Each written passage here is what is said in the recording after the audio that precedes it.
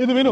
Hi friends, Sunitha Williams ఒక ప్రతిభావంతమైన American astronaut. చిన్నప్పటి నుండి ఆమెకు విమానాలు, అంతరిక్షం అంటే చాలా ఆసక్తి. భారతీయ మూలాలున్న ఈమె అమెరికన్ నౌకాదళంలో పైలట్గా పనిచేసి తరువాత నాసాలో ఆస్ట్రోనట్గా ఎంపికయ్యారు.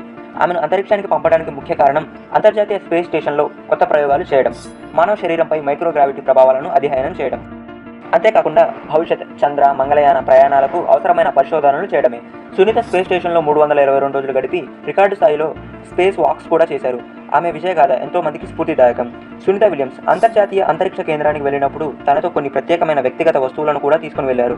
ఆధ్యాత్మిక స్ఫూర్తి కోసం భగవద్గీత, అదృష్టాన్ని, శాంతిని ప్రతీకగా గణపతి బొమ్మ, ధ్యానం, మనోశాంతి కొరకు పరమహంస యోగానంద గ్రంథం, అదేవిధంగా తనతో పాటు తన కుటుంబానికి గుర్తుగా కొన్ని ఫోటోలను తీసుకుని వెళ్లారు. తన పెంపుడు కుక్క జ్ఞాపకంగా దాని యొక్క గొలుసును కూడా తీసుకుని వెళ్లడం జరిగింది.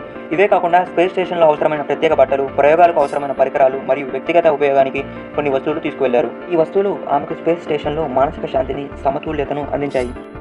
మరెన్నో ఆసక్తికర వీడియోల కోసం మన ఛానల్ని సబ్స్క్రైబ్ చేయండి. ఈ వీడియోని లైక్ చేయండి. Thank you for watching.